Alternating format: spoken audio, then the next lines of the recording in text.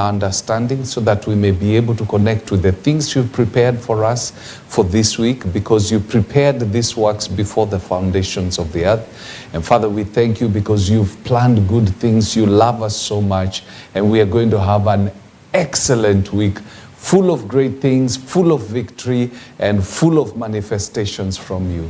We thank you and we bless you in Jesus' name. Amen. Great. Now let's hit the road running. Just in case you missed some of the stories that we covered yesterday, the things that made headlines yesterday.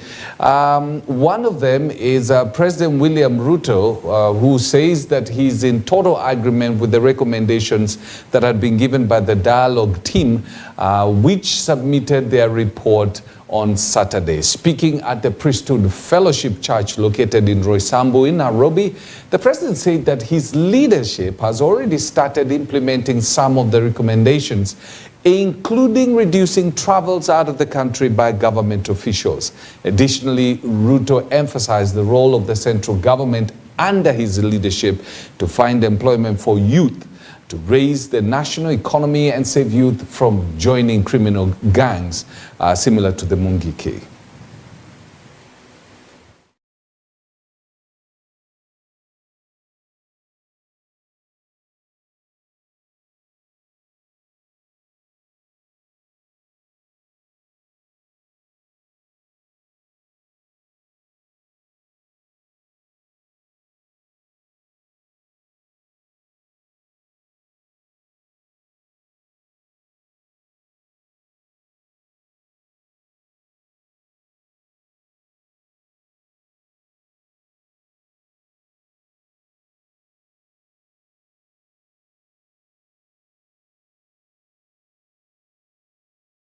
I want to congratulate all the teams that were involved in the dialogue process. They have come up with recommendations. I have seen the recommendations. They are in good stead. All the recommendations they have made, they are practical. We are going to work on those recommendations to reduce in areas they have recommended, to do whatever they have recommended in Parliament. Those that belong to the executive, I will make sure that we execute without any delay. The job of the rest of us as Kenyans now is to unite and move together into the future, to build our country, to build the unity of the citizens of our country, and to work on our economy so that we can grow jobs and we can enhance production and productivity, so that we can reduce the cost of living and we can create opportunities for Kenyans to be their best. We'll be looking at some of the report, the contents of the report later on as I join my panel, two of them. We go through it and see how the government or how the political parties are going to negotiate through this, because there's already mixed feelings over the same. Now, one man was killed and 9 houses razed to the ground in Marafa and Mapomoko, Lamu sub-county on Saturday night. The man was reportedly shot by the militants who seemed to have been on a murderous mission armed with different kind of weapons. Security agencies in the area have warned the residents to remain calm as they investigate the incident.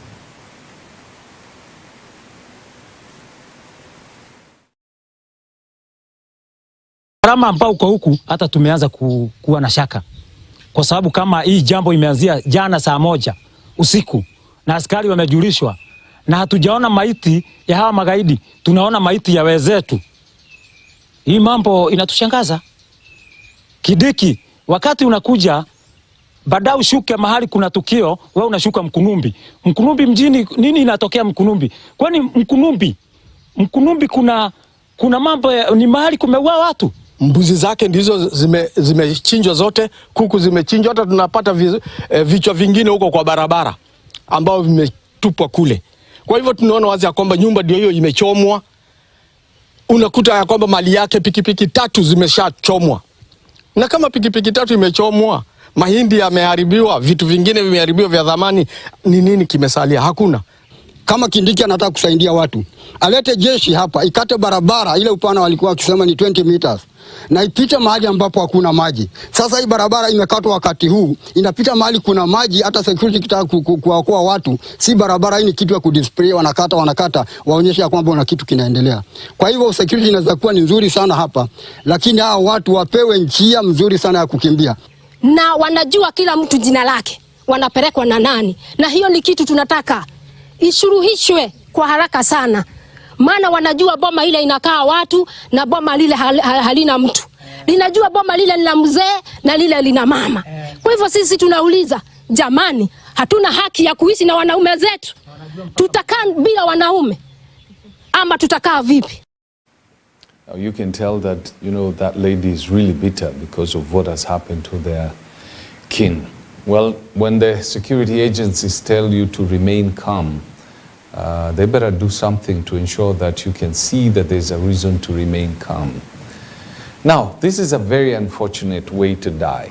Bodies of 3 people who died while trying to unclog a sewage system in Mombasa County were recovered. The county rescue team, in collaboration with the Kenya Red Cross, recovered the bodies that had been trapped in the sewage system since Friday in Makupa. The Mombasa County government now says that it will rework the sewage system, which it says had been done without considering future demand due to growth. We've managed to remove 2 bodies. There's still 1 more.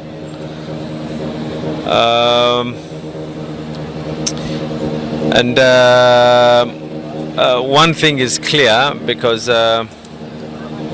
when they were putting the road, what was coming in was 900 diameter. We have notified, I've asked the team to make sure that they work with Kenha, because they're the ones who had done this road. We'll be left with no choice, but we have to cut open this particular road to avoid a mishap like this again. Again, with the President having today confirming that these rains seem to be here with us to stay, we have to make sure that we're not going to come back to this situation again. We have to make sure. And even as we are doing that, 1, they'll have to cut this road, put in the larger diameters, which I'm informed is going to be about 1.5 meters. It's the only way that 4 900 millimeter culverts underground will be able to feed in properly, so that they can be able to take all that. This will now be able to permanently sort the problem which is there on the Ziwani side and part of Majengo. Then secondly, on the part of Bombolulu, I'm equally informed that Kenha have agreed their meeting with the county team, so that to be able to now properly design something that can be a permanent solution.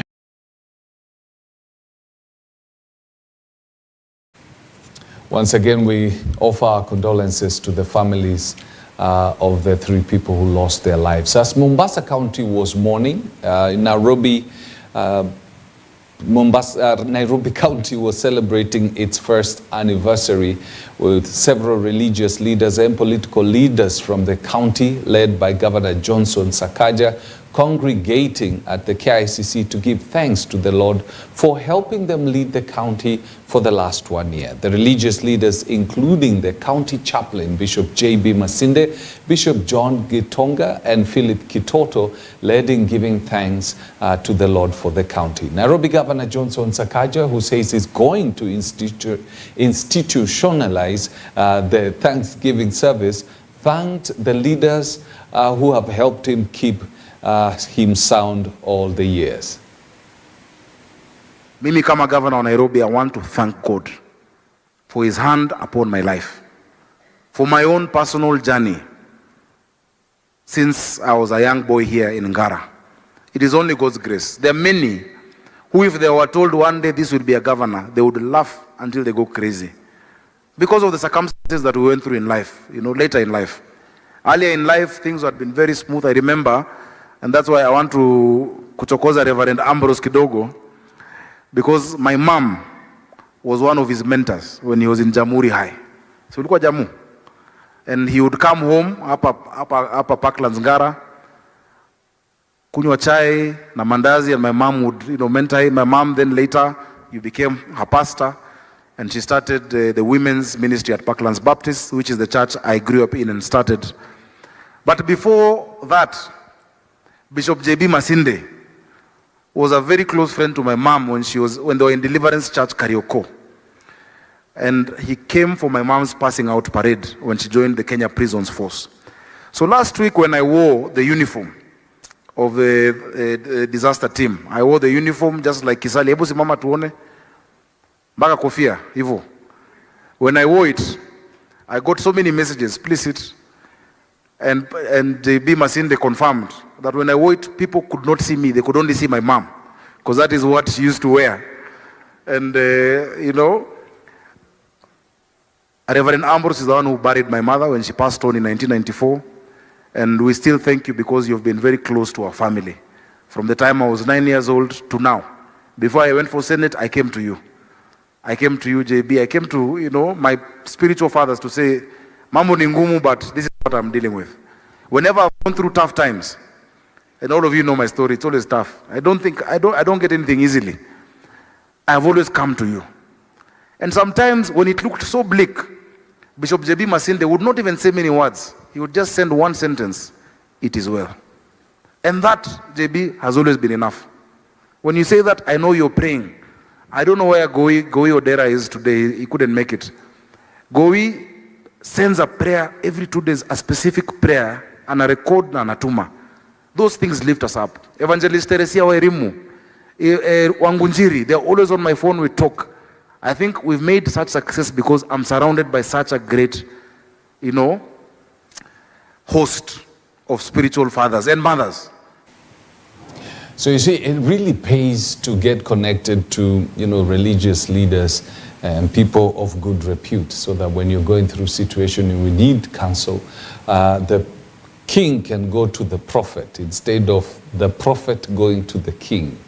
And that's one of those situations that we are seeing there, getting counsel from the prophets in the land. Now, during the same meeting, county leaders from Azimio, including Women Rep Esther Passaris and Senator Edwin Sifuna, attended the service and hailed the culture of giving thanks. To demonstrate to the rest of the country that we don't have to fight, that we actually can do our jobs in our respective areas, the ones that God has given us, and the overall result will be something positive for the people of Nairobi. So I think there was a notion that the senator's work is to perpetually be on the neck of the governor. But I want to say that in Nairobi, that is not how we work. Everybody has been given their work to do. The governor will do his work. And like the preacher has said, even for me as a senator, my oversight does not happen on WhatsApp or on Facebook or on Twitter. No. The governor knows where I oversight him in the committees of the Senate. So sio kila siku lazima ni post ati kuna uchafu pipeline ndio ujue senator anafanya kazi. Hapana. We know how we work and we wish him well. If he succeeds, we all succeed. And if he fails, we all fail. Thanksgiving. Do you know you can't go to God and just complain and complain and complain and ask and ask and ask like you've received nothing. Even the fact that you're alive is worthy of thanksgiving. The fact that even if you're in a hospital bed and you're still alive, it's worthy of thanksgiving. All right? So thanksgiving is so crucial. The second thing he asked for was for forgiveness. Forgiveness because we're human and we are bound to make mistakes. We are imperfect. All right? And we journey to become perfect, but we know that we carry imperfection in our souls. The third thing that he asked for was protection for his family, protection for his country. And I think for me, if we stay in that path where we thank God for what we have, we seek forgiveness for the wrong that we do, we ask for protection for our families and our country, then I think this country will go a long way. Nairobi County, we have a lot of challenges, but I celebrate our governor. I celebrate our governor.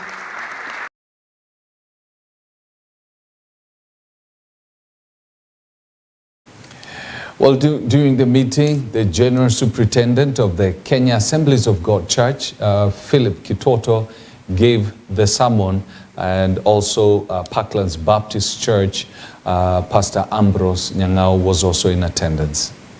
The good question then is whether we as humans who are given the stewardship mandate and who are given the opportunity to control and run the affairs of mankind on behalf of God, whether we have done our best to do that.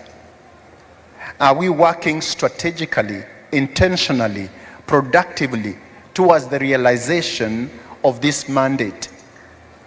And that's why each one of us will face the Maker God depending on the measure of what God gave you to fulfill.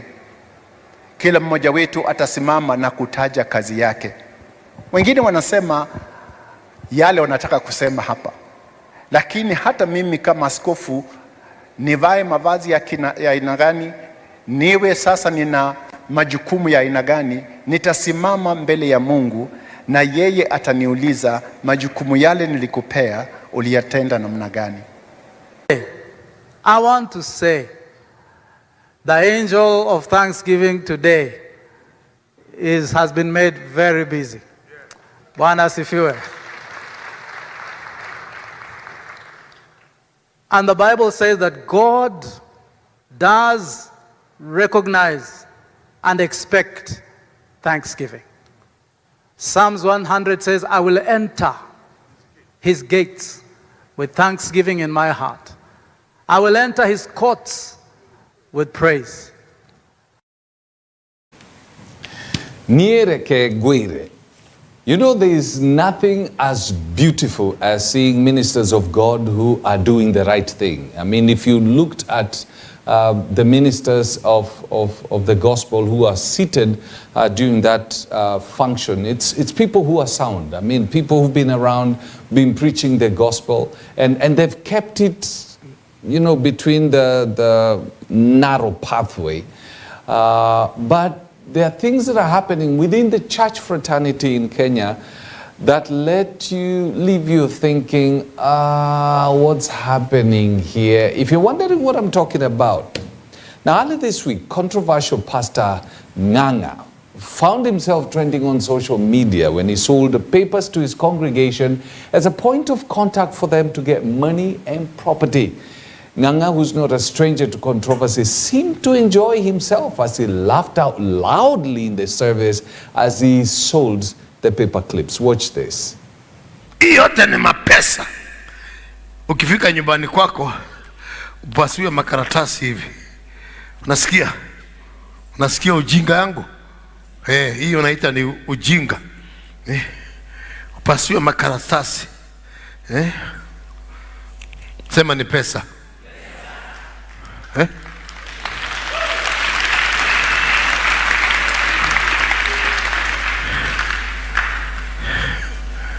Hiyo imefika. Hiyo ni milioni moja.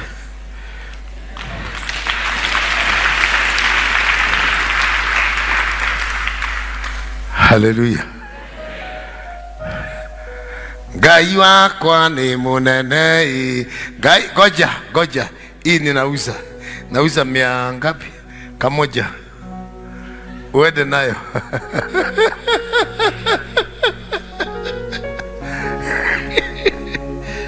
Lete pesa. Lete. Utanunua ngapi? Lete nikuuzie hii. Lete ndio kesho wanishabulie. 200. 500. Eda weke hii. Andika tarehe hapo. Chana na story za watu. Ninauza makaratasi. Ndio. Goja. 500. Goja, hiyo ni wenyewe umechukua wewe. Ai. Goja basi, goja.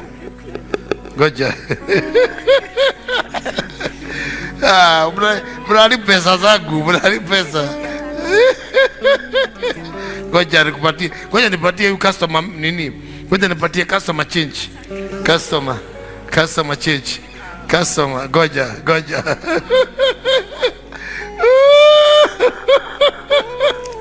Nani amechukua hiyo? Pesa iko wapi? Goja. Oh my goodness. I mean, this guy is always pulling very interesting pranks. The thing that amazes me is that the congregation was literally fighting or struggling and haggling to get the piece of paper in exchange for money. Now, there is absolutely nowhere in the scriptures that I know that stands. As you ponder on that, hey, tutajionea maajabu.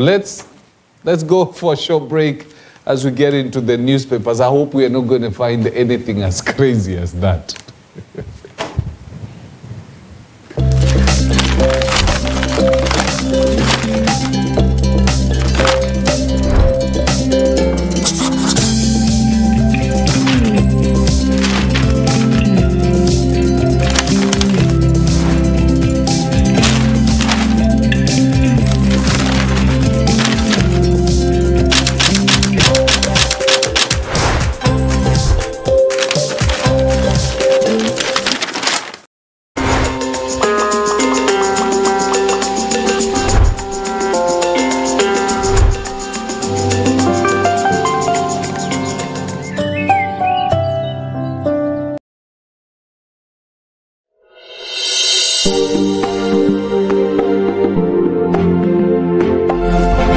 You are watching EBN TV, transforming your world. I am so excited that you're here. Walisema mnywa kwa mkono mmoja, kiu yake ipale pale, ndiposa tumekuletea wewe mtazamaji wetu mkono mwingine ili kukata kiu yako na ari yako ya ufahamu. Naam, ngoma imechezwa mtazamaji, basi hatuna budi kulisakata na kukuletea wewe ufahamu wa kaunti yako, tukiangazia masuala ya siasa na uongozi, jamii na itikadi, maendeleo na changamoto katika kaunti yako. Ungana nami Belinda William, nami Emmanuel Marwa kwenye makala ya Gatuzi Langu kila siku ya Jumatatu saa 5:30 hadi saa 6:30.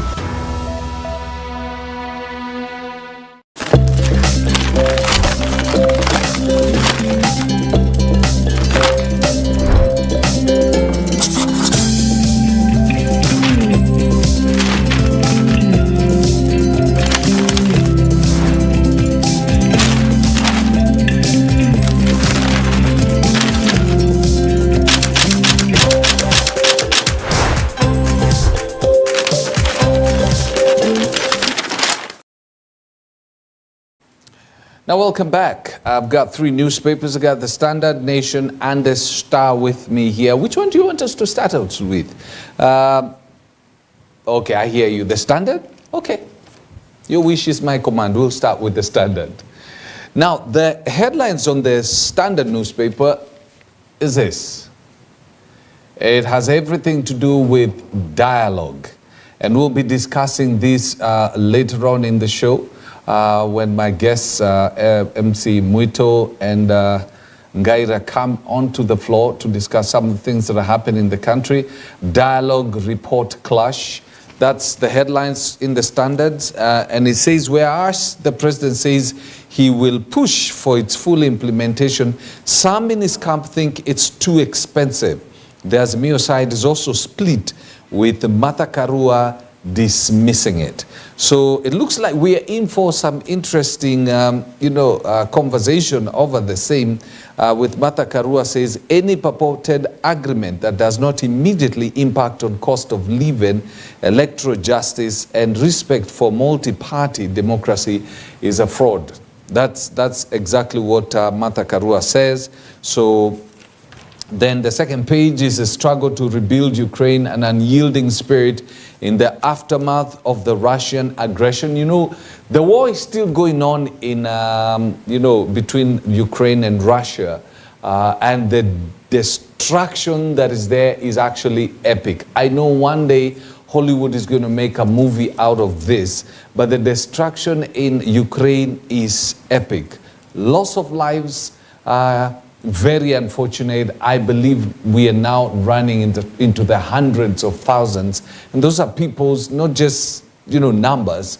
We are talking about people's dads, brothers, sisters, and children, and parents that have lost their lives because two men or one man decided to be aggressive and maneno egos. And now we've lost that many people in a war. Very senseless. On page 4, we got confrontation in KDF maize farm, which left 4 locals killed. The story, residents of Kamaguta angry after 4 men were shot and killed near the Kenya Defense Forces Ordnance Factory and Recruits Training School in Eldoret following confrontations in a maize farm. 3 bodies were discovered in different locations near the KDF installation in Kamagut, was in Gishu County. Another person died while undergoing treatment after sustaining gunshot wounds. Why in the world do you want to jump into a protected area? You get shot. It's unfortunate, but if you dare drive into one of the bases without stopping, they will shoot you. And then more deaths and huge destruction as floods menace spread to more region. I would have loved to have a conversation with President William Ruto and asked him, is this El Nino or just a lot of rain? Then actually on page 7 it says Ruto caught off guard on floods amidst delayed aid. Is it floods, just too much rain, or El Nino? On the back page, it's sports, kama kawaida on the Standard. Very interesting pictures there.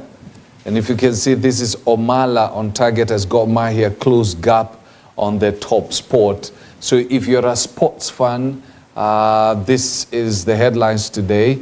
And remember, later on in the afternoon on EBN, we will have the scoreboard where some of these issues will be discussed and some of the other ways that we can improve sports in the country. Toromo and the sports gang will be doing their thing. And then let's check on what is happening in the Daily Nation. This is the daily headline.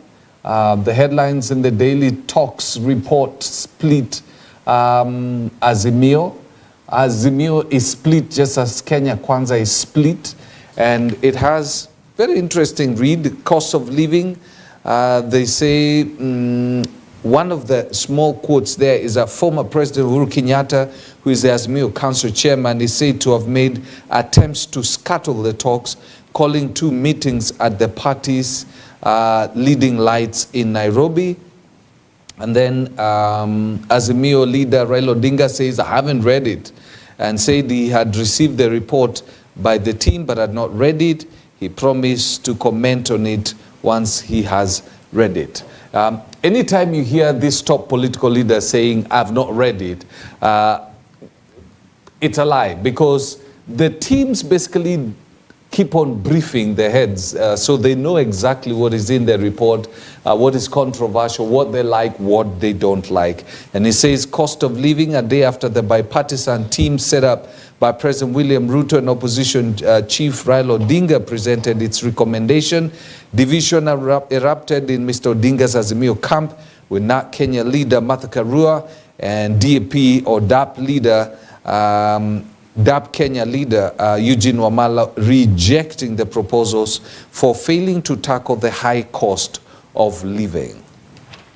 Then there's a SMS platform that is helping GBV survivors in the slums.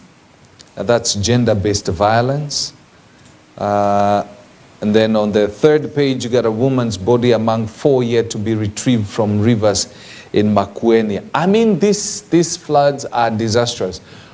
What I am hoping is that we are doing water harvesting because there's a lot of water to be just going straight back into the ocean. We've spent more than 4 years without rains, and when we have this amount of water, I mean, everywhere you look, it's water, water, water. Let's hope that after the rains, 7 months later, we'll still have water that has been harvested, so that areas like Makueni and mostly Cumberland will still have water, because they're seeing, and the North Rift and the northern part of the country, which are seeing a lot of rain, they will still have water because they will have harvested it. And it says floods, mudslide, claim lives and destroy property across the country. Kenya, Spain at odds over farms pay. The 1.2 billion debt owed by the Kenya government to a Spanish company for consultancy services risks sparking a diplomatic row between the two companies. Then on the back page, sports. This is the picture, this is the story that the nation has decided to give emphasis on.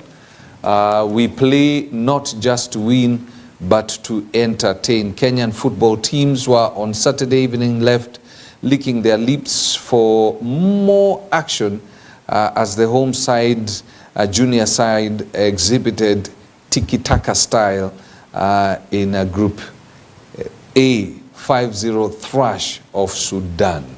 That tiki-taka, the lack of tiki-taka kind of football actually made me stop watching football. Used to be a Barcelona fan when they were still playing the beautiful style of football. After Ronaldinho left, I also hung my boots. The Star newspaper, this is what they've given emphasis on. The headlines scream hot potato talks, OK's 2022 poll audit.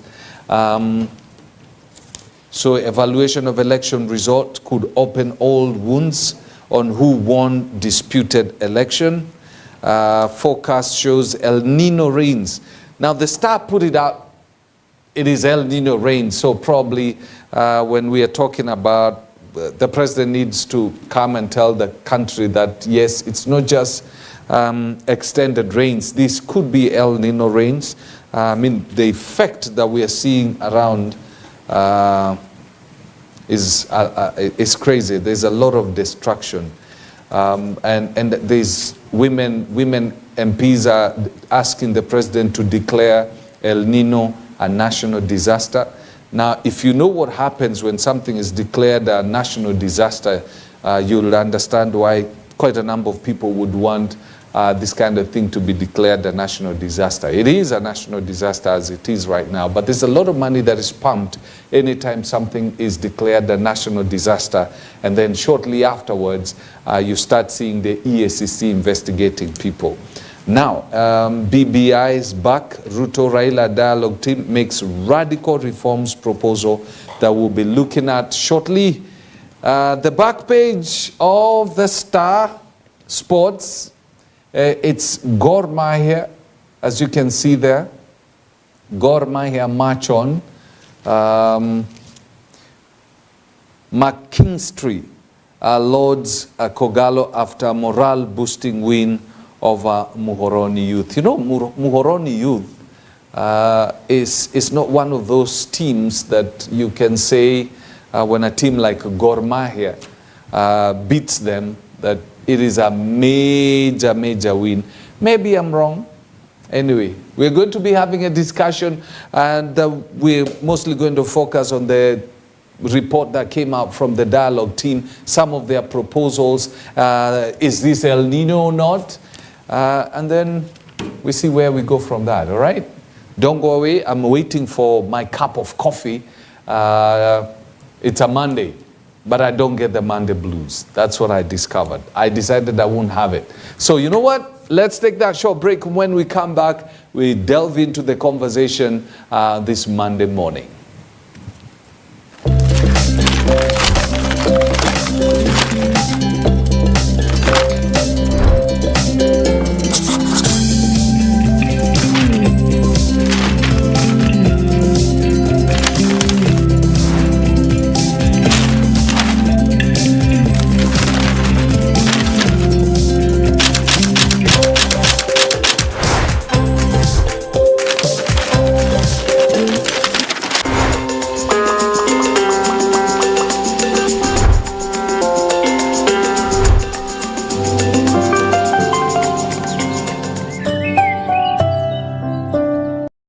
In a fast-paced world filled with distractions, it's easy to lose sight of what truly matters: your relationship with God. Every Tuesday and Thursday, we take you on a transformative journey of building your faith, without which it's impossible to please God. A journey of introspection and discovery of who you are in Christ Jesus. For you to walk with God, you should not crumble when you come under pressure. Kama umeokoka, sema umeokoka mpaka mbele ya president, mpaka mbele ya chief justice, mpaka mbele ya kila mtu. Hiyo ndio kuokoka ya ukweli. Kuokoka ya ukweli. Enjoy a faith-filled environment of worship and ministry of the word every Tuesday and Thursdays from 9 a.m. with Reverend Felix Kevoy, exclusively on EBN TV. That's the word of the Lord today. Walisema mnywa maji kwa mkono mmoja, kiu yake ipo pale pale, ndiposa tumekuletea wewe mtazamaji wetu mkono mwingine ili kukata kiu yako na ari yako ya ufahamu. Naam, ngoma imechezwa mtazamaji, basi hatuna budi kulisakata na kukuletea wewe ufahamu wa kaunti yako, tukiangazia masuala ya siasa na uongozi, jamii na itikadi, maendeleo na changamoto katika kaunti yako. Ungana nami Belinda William, nami Emmanuel Marwa kwenye makala ya Gatuzi Langu kila siku ya Jumatatu saa 5:30 hadi saa 6:30. From the fields to your screens. Ronaldo. It is Ronaldo. It's 2-1 United. This is where you will get your full detailed story from football, hockey, volleyball. Otavio goes once more. Oh, he's done it brilliantly. Basketball. Long range three. All in one. For exclusive interviews, discussions, and sports feature stories. Every Monday from 2 p.m. to 4 p.m. on EBN TV. This is The Scoreboard.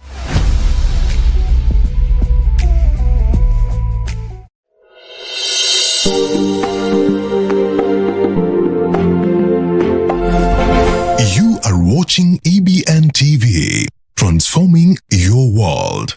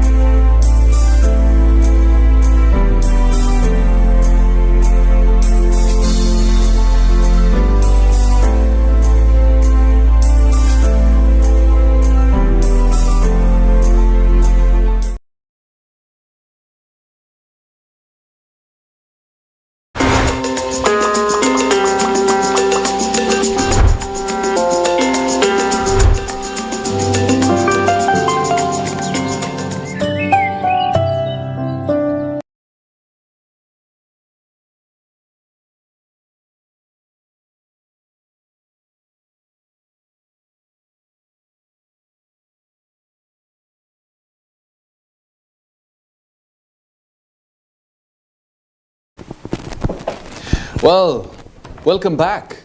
As promised earlier, I was going to have a conversation with two very interesting gentlemen. I'm talking about Mureithi Muito, who's basically a regular every Monday morning, and George Ngaira, political analyst, both of them, on some of the things that are happening in this country, including also commenting. Mureithi, you had said by the way, welcome, gentlemen. Thank you very much. Thank you.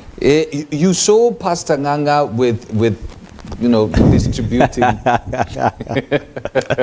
Well, I don't know whether you attended the service. if I attended, I would be in the grave today, because I'd rather die than be lied to that level. I think what we're witnessing right now is an escalated level of heresy and also apostasy. Men have left the faith. What we heard with the first church, we have left it, and I'm talking about those, especially those in leadership. And you know, there is a lamentation by Jeremiah somewhere, I think in the book of Jeremiah or the book of Lamentation, where he says, like the priest, like the flock. Like the priest, like the flock. It is truly not a laughing matter. It is a very serious thing, and actually denting and tainting the image of Christianity, the church. Because when we joke around with the devil, he doesn't joke around himself. He doesn't joke around. Yes. But when we tend to joke around with the devil, then we tend to dent the image of Christianity, and many will be afflicted and affected in various ways, which is not what really Christ called us for. And as we are brothers keepers, I think it is time the true church, the true believers, pray for the gullible believers, because I may not really waste my time on the priest, because what I know is that if you sell out your soul, because you have the knowledge and you have the understanding, that's why God put you ahead of them or in front of them for the longest time, and began to change, to apostate the faith, then it means I shouldn't waste time. But for the gullible ones, those who are getting born again today, and then they begin to be lied to immediately, is what ends up in what we saw at the Shakahola.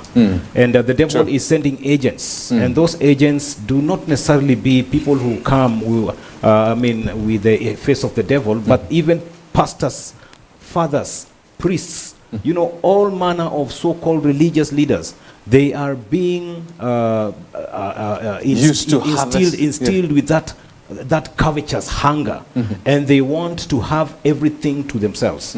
So the devil is giving them what they want, whether it's money, whether it's fame, and once you get it, you've already sold out. But for those who are innocent, I think it's time for the church to step up their prayer, and also we say that God dwells in the praises of his people. Let the church also step up the praise and the worship of God.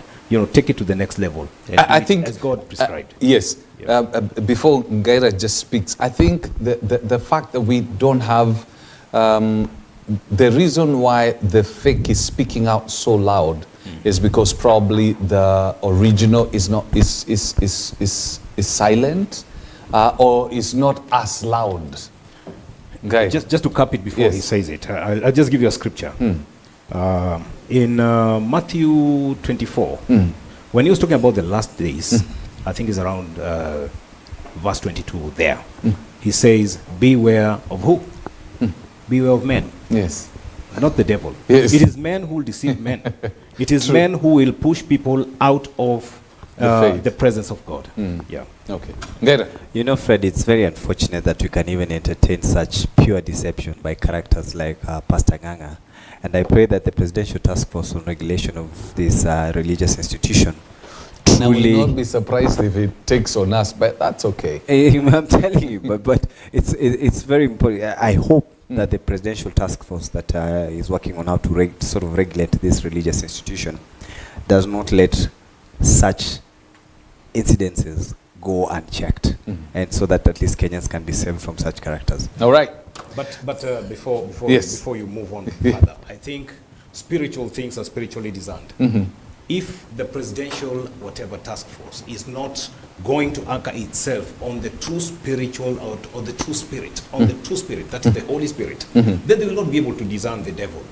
You know, it will be just another joyride like what was taken to us in the 80s and 90s during the what do you call it, the Commission of Inquiry about Freemasonry and whatever, devil worship in Kenya. And people were being taken, you see a Bible and you see another one, another big book like a Bible, and they tell you we use both. And it was a story. We use both, but what both? Which book? Have you opened it? Have you read it?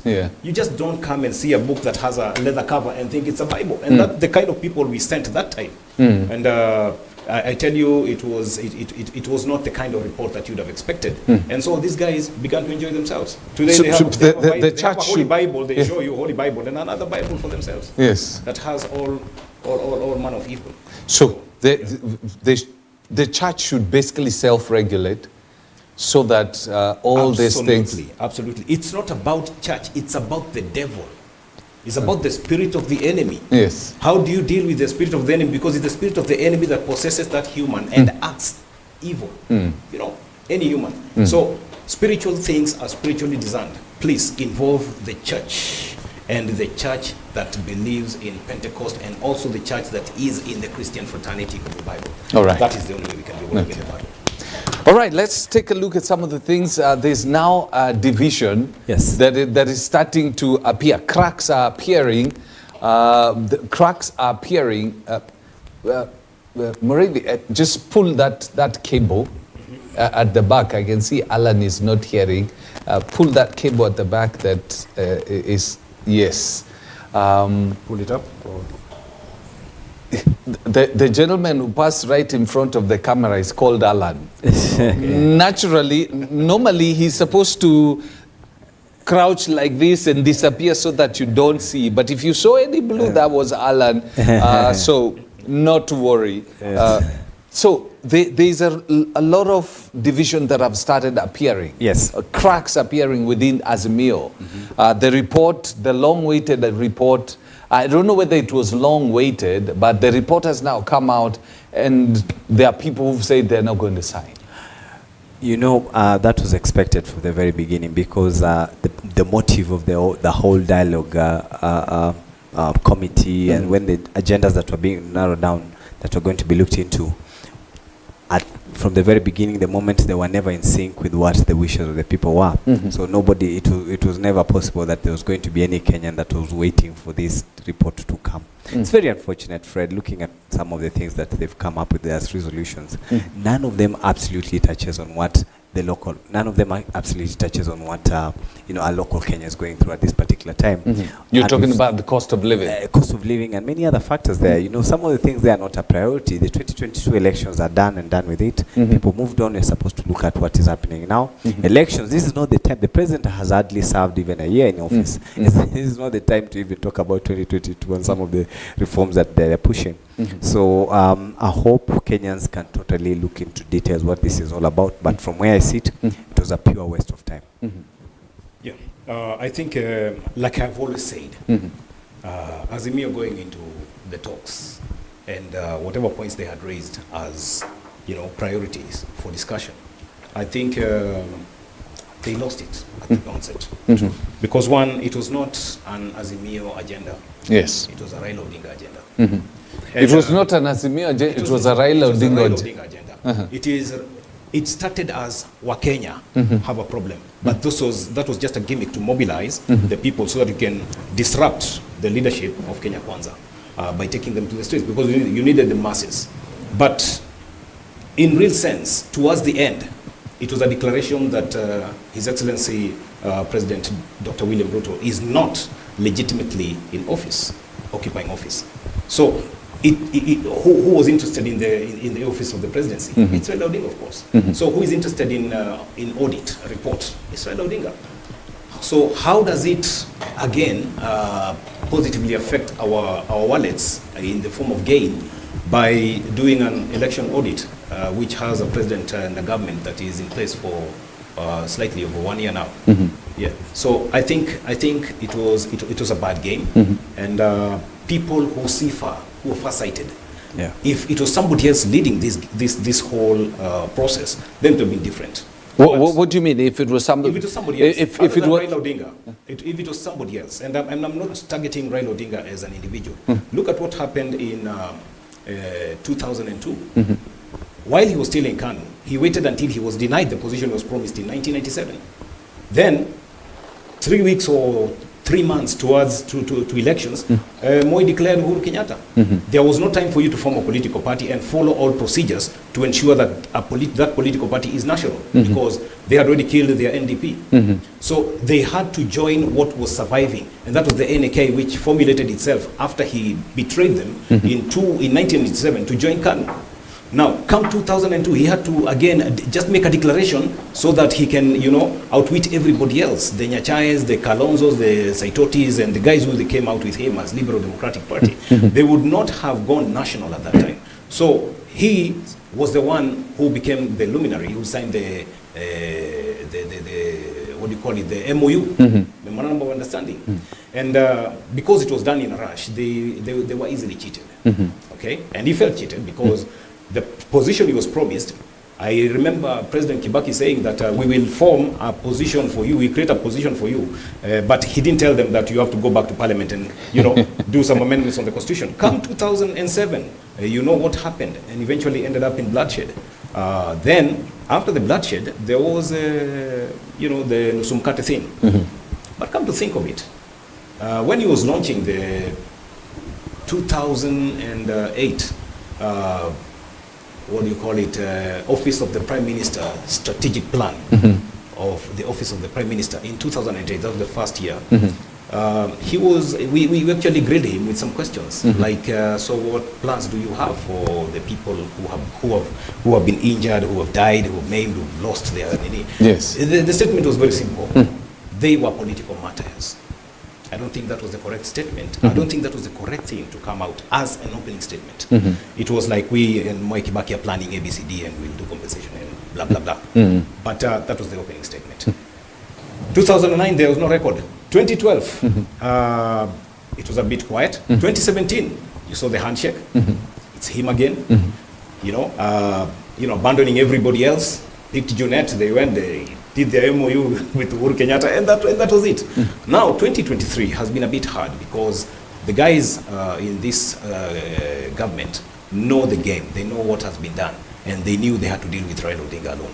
So he has an office of the official office of the opposition, which has been set for a big clash with the minority leader in Parliament, who is also supposed to represent the Azimio interest in the National Assembly. Yet there were agreements that he would be appearing, to speak for the opposition. Now tell me, if he speaks for the opposition on Monday and Opio Wandai is speaking on Monday, Tuesday, Wednesday, Thursday, Friday, how is it going to be in Azimio? So don't be shocked. The cracks are there. There's some who are seeing it from very far, and that's why you see Kalonzo declaring ish that I'm going it alone in 2027. So I think the cracks, they're imminent, and it's only that they're now trying to come out because they didn't expect that Raila Odinga would be so soft on the results, the outcome. Okay.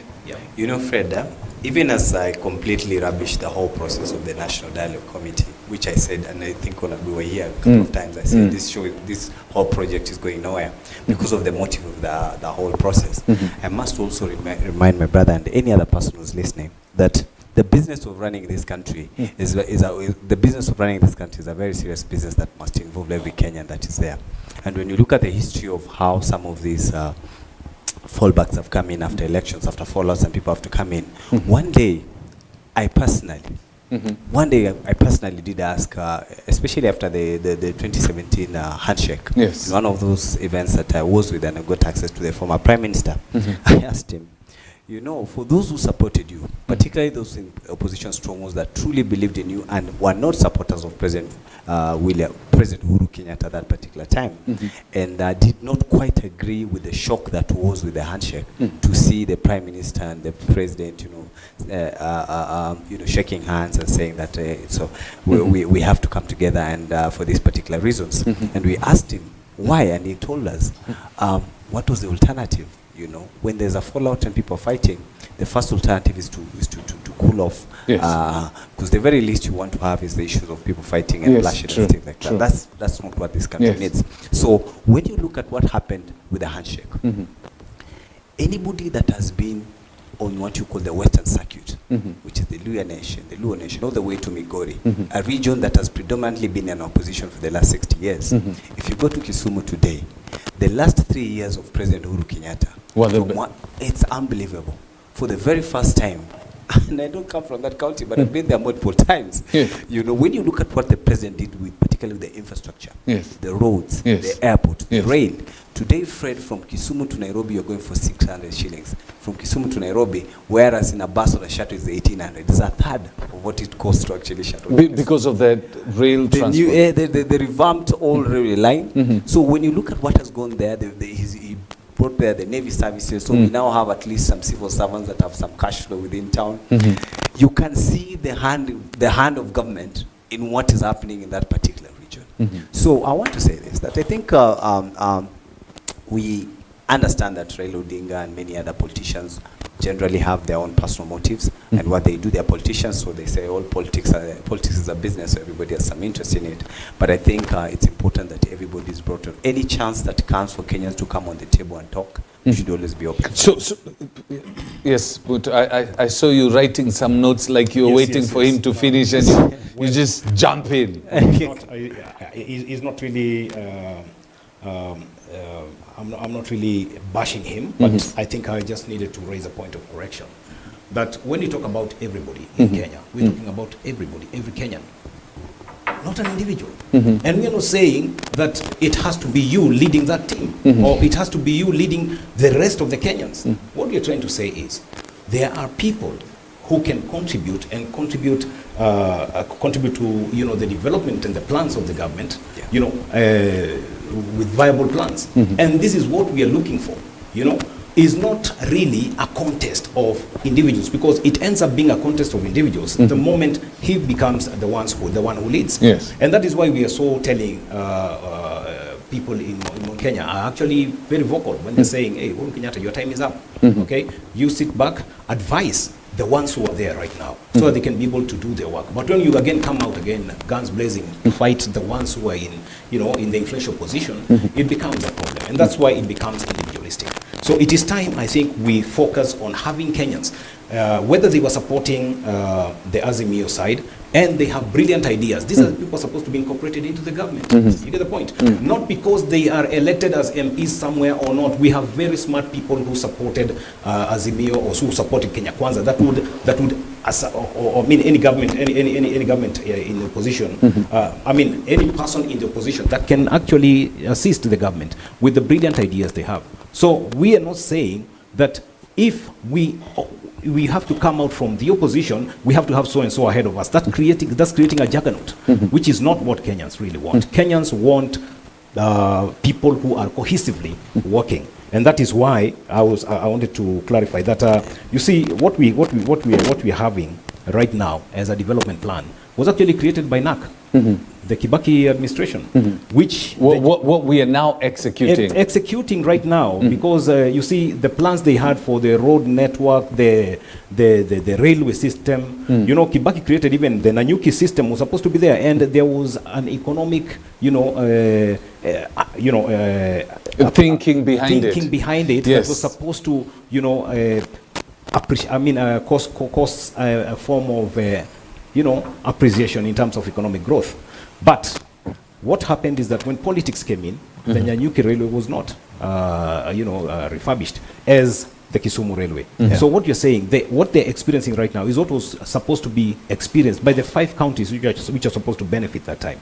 So if that would be done correctly, then you'd see the results. What you're trying to say is that when politics come in, they always mess up everything. Yes. And that is why we are saying the road network is good, the railway is good. It was done, yes, but using what money?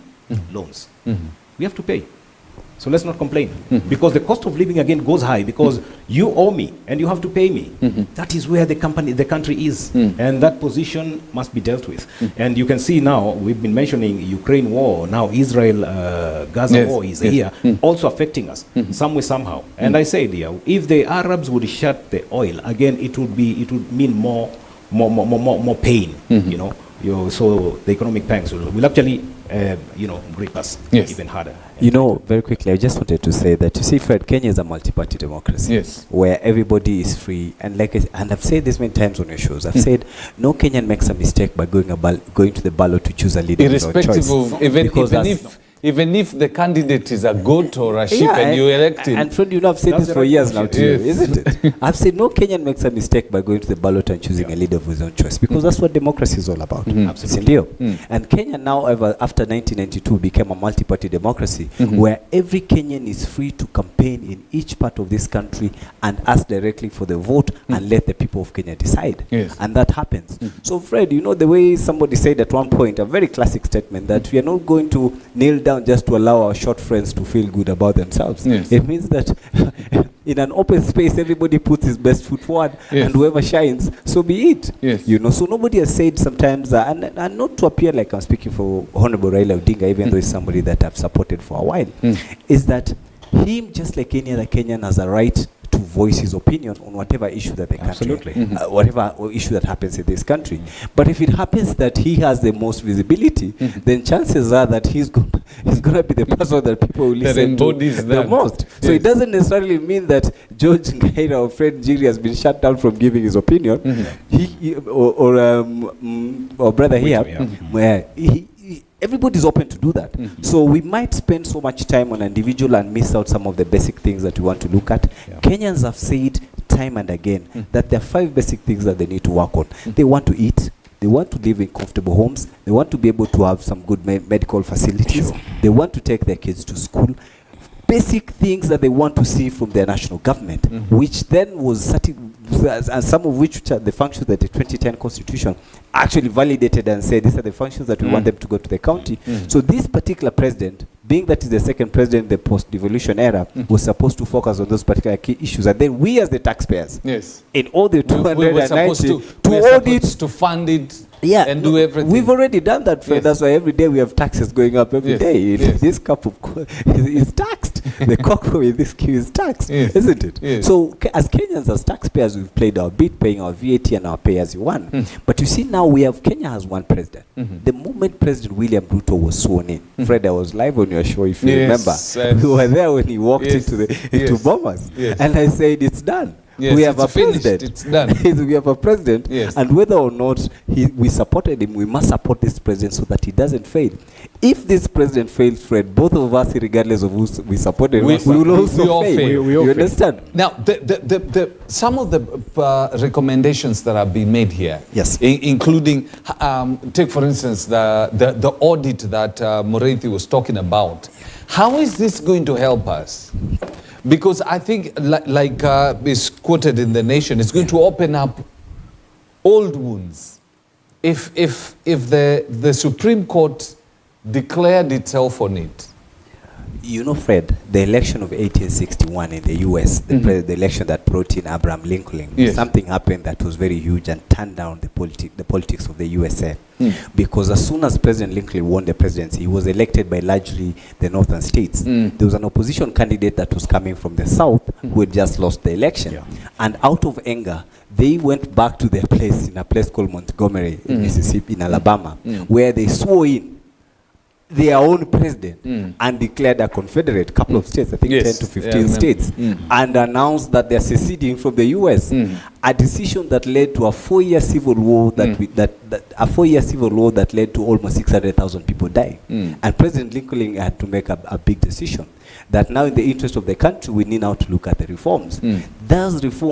Those reforms are part of which that brought in what you call the electoral votes, because we're looking at electoral justice. They're saying 3 states like New York, California, and Illinois, which has Chicago, each have upwards of 25 million people. So Fred, 3 states give you 75 million votes. Yes. They say it's impossible for you to have a candidate. And you see those are states which are largely known as blue states. They largely vote for a Democrat. So a Democrat candidate would easily win the election with 3 states. They had to make a firm decision and create a balance whereby even though all Americans have a right to vote, but then we must bring equity in that voting so that decision making at the national level. Hence now the college vote. And that turned around the electoral process of the American system. That's why Hillary Clinton won majority votes, but President Trump became president. You understand? Even though he didn't win the public vote. That process is what you expect in a growing nation. So Kenya is a growing nation, right? It's a democracy. We're just about 60 years. The US is like 240 years going upwards there. Has to keep relooking at their issues. Personally, I disagree with the whole point of debating about the election, how it was done. I'm looking at the structural reforms. How do we restructure IBC in such a way that in the event that, not to allude that probably Chebukati was a rogue chairman, but in the event that you have a rogue chairman, how do we address an issue where that elections can be actually be tampered with? So some of those proposals, and they can come from anywhere. That's why they've had this entire the dialogue team. It comprises people from both faces. Let everybody bring his whatever opinions that he has, he can bring on the table, and then so that they're debated. IBC reforms should be separated from the 2022 elections, which are done and dusted. The country has a president, and that president has a duty to serve us. We will audit him when that time comes. Us taxpayers first, before we audit him as party members. As a taxpayer, I should be able to answer this myself. Has this president lived up to the promises that he gave us? And I think for that we will wait to see. Okay. Well, I think politics is a game of strategy. Yes. And every team must come up with their strategies and come with strategies that are right and ideal to grant them a win. So if you outsmart in any way or in any field or under whatever rules of the game, I think it's very important. And I always call it the game of politics because it's trying to imagine what you're thinking. And that's what I try to beat. So it's a game of wits. But whoever plans better gets it. I just mentioned to you, the 202, when somebody tells you we'll create a position, you would have known that this is supposed to be a constitutional position. So what are you supposed to do with the constitution amendments? You have to go to parliament. And that is what Kibaki now made the statement, oh, now you can go to parliament and discuss this. I have no problem with creating that position. However, I can appoint you as a prime minister. Yes. And they didn't want the non-executive thing. So what I'm trying to say is that, again, when we set ourselves, we insubordinate ourselves as people who are not complete, people who are not perfect, that Americans and the like are the ones who are complete. I think we are denying ourselves our various rights. That's as per their definition, so that they can keep us suppressed and down. But I think it is time that we begin to understand that even our culture, our traditions, they had lots of wisdom that we share in forms of proverbs and ideals and all manner of things on how to govern a society and keep it in harmony. When I look at the historical fact that he has given, which is so good and so right, they worked well for the Americans. But for a moment, see the damage that has been done by the 536 members of the Electoral College. So what's the point of having 300 million people go to vote, say what they want, then 536 people sit down to tell the rest that what you had all thought was right, you voted for that person, but this is not going to be because we have our reasons why. We are losing out on our grip, in the foreign policy.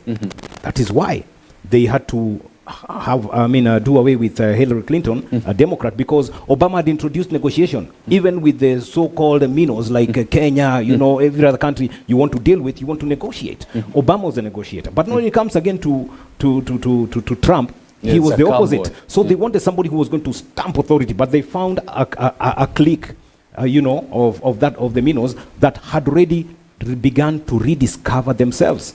That's why it became so hard for Trump. Remember the hotbed politics of Kenya, that time. And I'm telling you that this is not that time. And America is not our standard. Our standard is a human. because they don't represent the humanity, and then we are now copying and learning from them. But when do they introduce democracy, do we have to rediscover the wheel? I mean, we learn from those who've gone before us. We learn from their mistakes. We learn from their successes, so that we do not have to make the same mistakes they did. Thank you. You can only rediscover yourself by knowing who you are.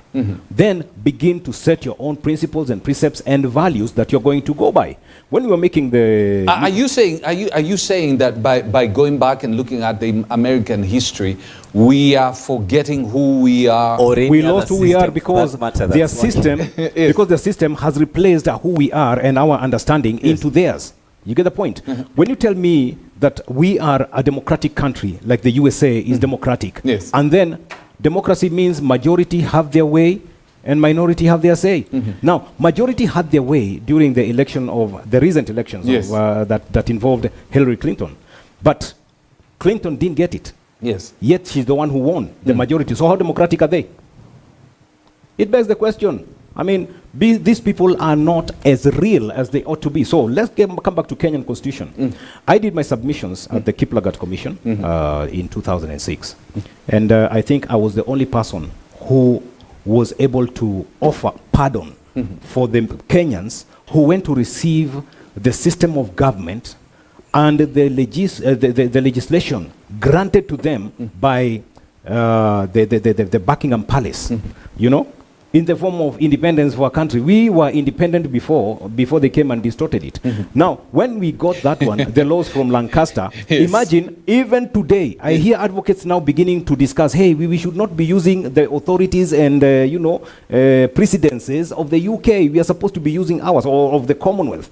Because that means you're still mentally colonized, as Ngugi wa Thiong'o puts it, that we need to decolonize ourselves from the mind. We need to get Britain. That is why when I'm seated here as King Charles was here, he's the King of England, not the King of Kenya. So I couldn't call him King Charles alone. He's the King of England who was in Kenya.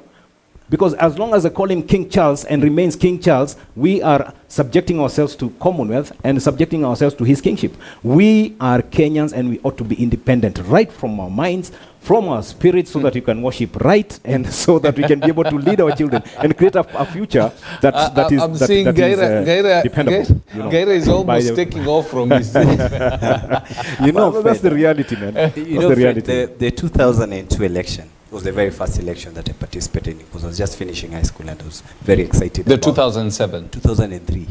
Okay. It's when I was just finishing high school and there was that excitement of Kanu living and President Kibaki. We campaigned for President Kibaki, myself, my father, the whole coastal region. At that time, we were campaigning for the president. He's the most popularly elected president in the history of Kenyan politics. At over 63% voted for this president across the whole country. The only place to come. You understand? Because Kenyans did not, and that's why when even Kenyans did not vote for this president because he was a Kikuyu. We were happy that we had an industrialist that had an idea of how an was that the reason, or I mean, it didn't matter who was going to stand. I'm telling you, we just wanted the Moi out. Exactly. And so his credentials notwithstanding, nobody cared.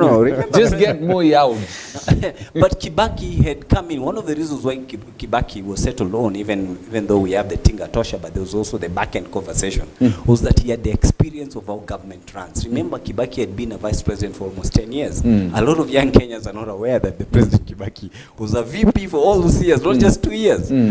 That's why the folks in Nyeri used to call him Kagwaya or something like that, because they saw him as a coward. Even when Moi became a tyrant, President Kibaki was comfortably in government, so he understood how government was working. So he had that experienced hand, as opposed to many of the other folks who are largely opposition activists that hadn't really managed government. So, but my point was this. That election was the first election that I truly participated in, because I was into it and we were very excited to see the president come in. So shortly after, when there was a fallout between the LDP members and the new Kibaki henchmen that were never part of the campaigns, the Chris Murugarus and those folks that showed up after the cake was on the table, and there was a fallout, we began to see traces of animosity that were now turning tribal. So the 2005, that Yashpal Gai process, the constitutional reform at Bomas. At that time, Fred, I was a student of law at Parklands. And we participated in our contribution because as part of our constitutional law studies, we were part part of the students that were giving our own contribution on that, I went there with one issue. That from where I sit as students, the way we're sitting in a campus setup, the very least we'd want to see is how is us starting to profile each other on these negative issues. And one of our options that we had proposed there was a parliamentary system, one that can be able to cover us, so that whenever we elect a president that represents the face of Kenya. And so with the parliamentary system, you have a prime minister. Exactly. So there's a ceremonial president.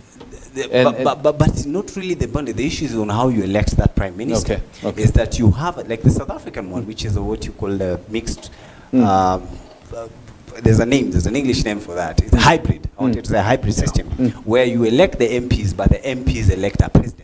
Because in other formats is that the prime minister is the head of government, like what is happening in Australia and I think in the UK and a few other countries in Europe.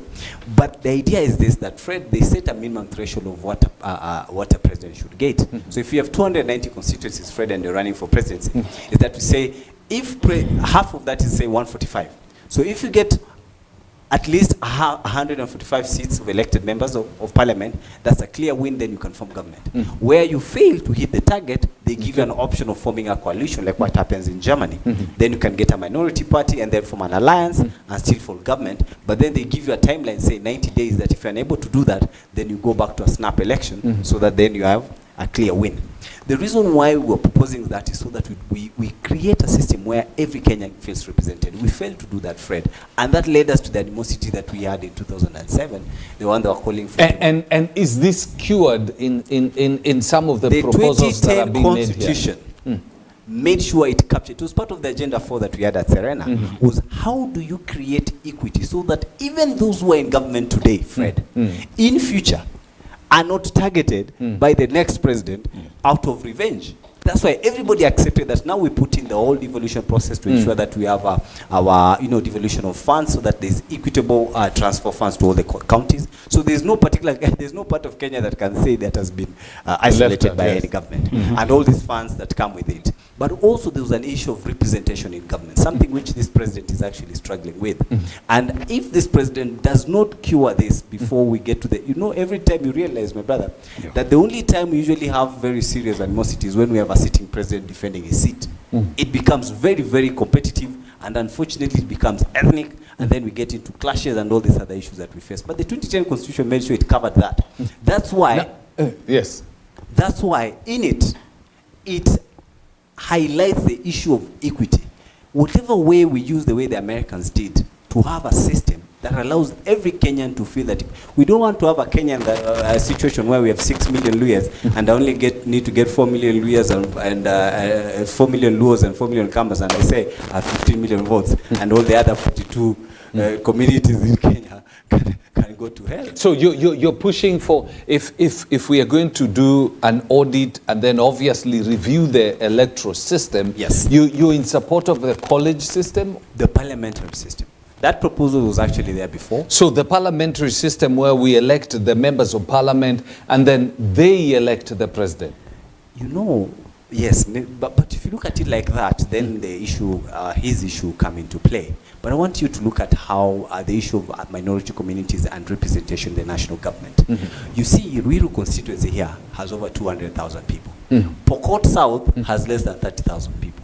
In a parliamentary system, 10 Pokots can show up, elect an MP, and is one-on-one with that MP from Ruiru elected with over 100,000 people. Now, in terms of value, in terms of representation, they might have a debate to say, Ruiru, we have all this number of people, it's not fair and stuff like that. But then in the National Assembly, it's one-on-one, so that we do not have monopoly of representation in the national government.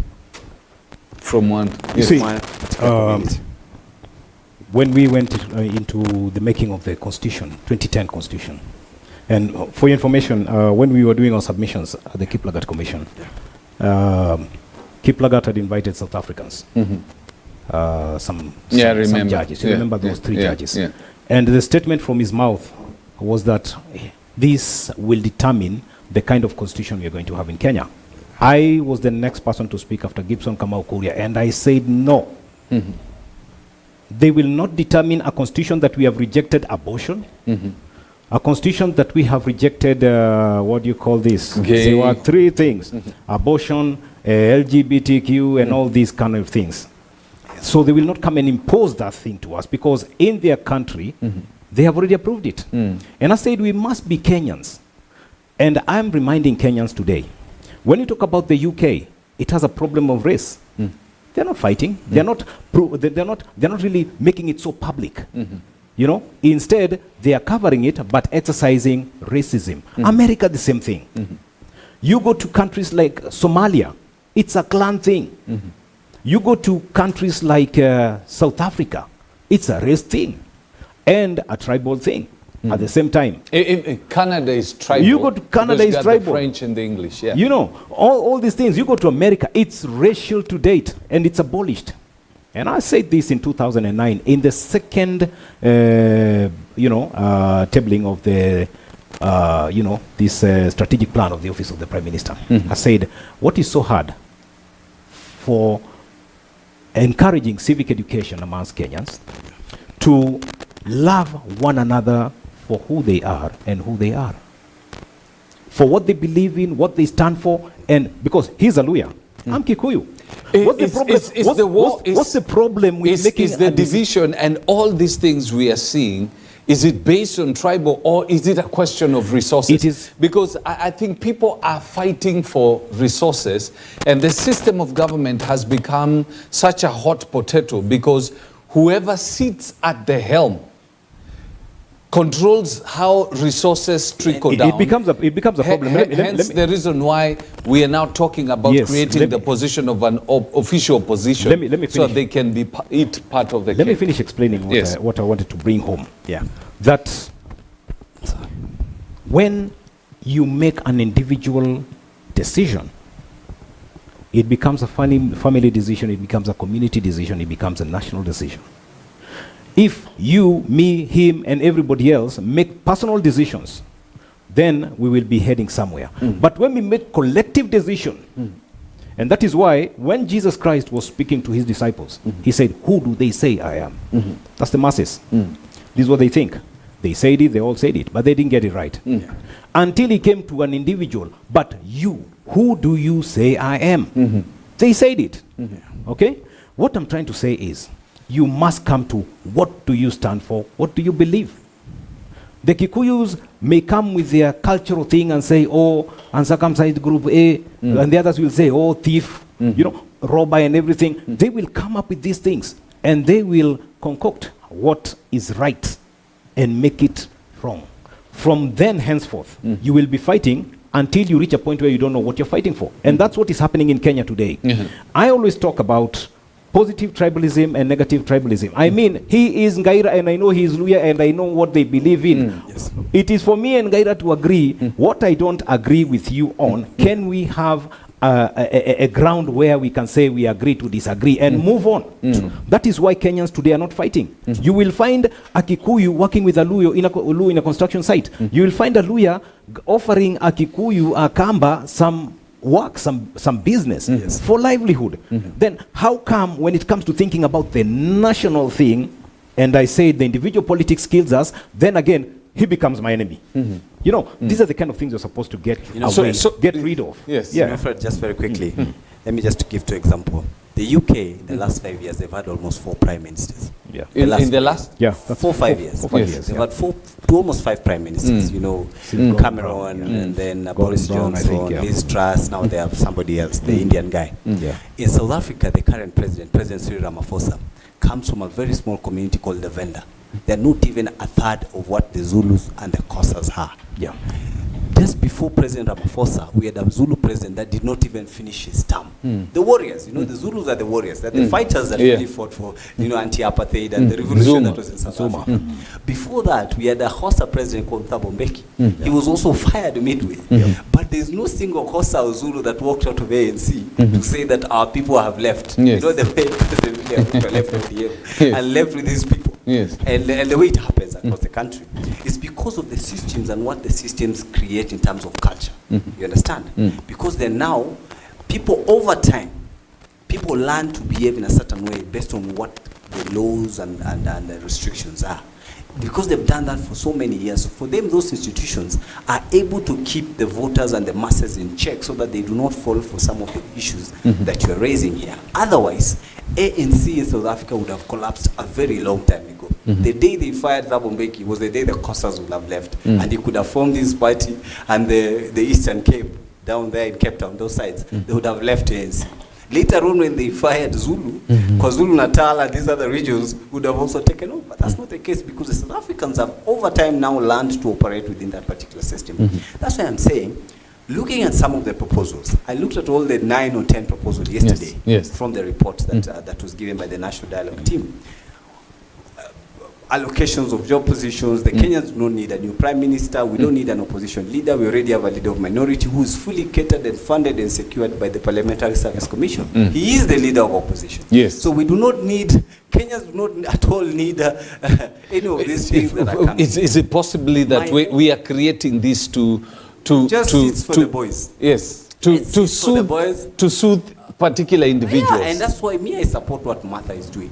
If I told there's somebody, one of these characters that wants to run for presidency in the 27 election, and you're talking about political strategy, this is probably one of those platforms that you can begin to build a critical mass, because there's no way Kenyans are going to support additional expenditure of funds in creating jobs and positions for other people. This is a very easy win for anybody that wants to rally Kenyans, and I think that person can easily get across a crossover support from Kenyans across the board. Well, in political leadership is just character analysis, so it becomes an issue that would be looked into when time for elections comes. But during campaigns and political campaigns, I think what people tear into, part of it is your development agenda, and the critical thing is your character. In a few seconds. Cost of living. Was it, how do you factor cost of living in this kind of thing? Because you cannot legislate cost of living as part of your closing comments. Just few seconds and then we go to later. Well, cost of living, what we had when the Kenya Kwanza government inherited whatever they found as a system that was running that time, they came up with a new plan that it's no longer running with subsidies, that is shika hii, kula hii, then you leave your coffers empty. But he came up with a system that we have already proven, and that's why there's not much politics in terms of, okay, the production, if we deal with the production, we facilitate production, then if we make it easy for the production, then it means there'll be a surplus food, I mean, for the Kenyans in terms of food. However, we cannot negate the fact that the Russia-Ukraine war is affecting us somehow. We can also not negate the fact that the Palestinian war is actually affecting us and is going to affect us big time if they again get back to war, because right now they have that short pause. So if they do that, the only way they would compel Israelites to have many people condemning them, including their friends, is if they shut down the valves of oil. Because the Gulf countries are actually the majority oil producers, and so the major oil producers. So if they do shut the valves, then it means even Kenya would say, please consider your stance. We'll do that. So Fred, very quickly. But cost of living is not changing. Cost of living does not just talk about fertilizer. It's ability to be able to provide food for your people. No, I gave it an example of one way. It's just one thing, Just quickly, so I want to run this in a minute because you said we are out of time. So the cost of living is not just about food, it's about food, it's about housing, it's about health, it's about transport, and all those issues have been, at this point in time, Kenyans at the prices of all those commodities at an all-time high. Fertilizer is just 7% of what it takes to produce a crop, and that is only for one crop. Fred, do you, even if I come to your house and stock it with fertilizers, tomorrow will you eat bread? No. You will not be able to eat bread. So the president, my plea to this president is that he's the president of the Republic of Kenya. All Kenyans have a right to be served, and I hope he pays attention to the needs of the basic man and do away with these selfish decisions that we have, like some of the recommendations that are coming from this dialogue committee that is not serving Kenyans at all. All right, it's a beautiful conversation, and it's a conversation that is going to continue going on for a whole while as people start eating up the proposals that are being made, the recommendations that are being made. There's going to be a lot of discussion, and please find a way of getting your views known, because that's very, very important. You are the boss of these gentlemen who are looking for jobs and telling us that they create their own jobs and they tell us to pay them. Now, you got to find a way of getting your views made known. And this is one of the ways doing conversations like this. Raise concern, raise questions, raise your complaints, and express them so that the big boys can learn that it's not business as usual. Well, thank you very much, gentlemen. It was a great conversation. Yeah, we do appreciate. Hope we had more time. Yeah. We are actually thrown into some of these things. Yes, yeah. It's a conversation that I said cannot end. That will be going on for a while. Do have yourself a lovely morning. Remember, Gatuzi is coming in at around 11, and then at 2 we have the scoreboard sports, where we'll find out exactly what Gor Mahia is about. I was saying that, you know, the team that was beaten by Gor Mahia, you called it what? It was formerly Wazito FC. Gaira tells me it was formerly Wazito FC. It's been bought off by a local politician, yes. And he says it's a very good team. Let's just say, let's wait and see. Do have yourself a lovely morning. God bless you. Yep.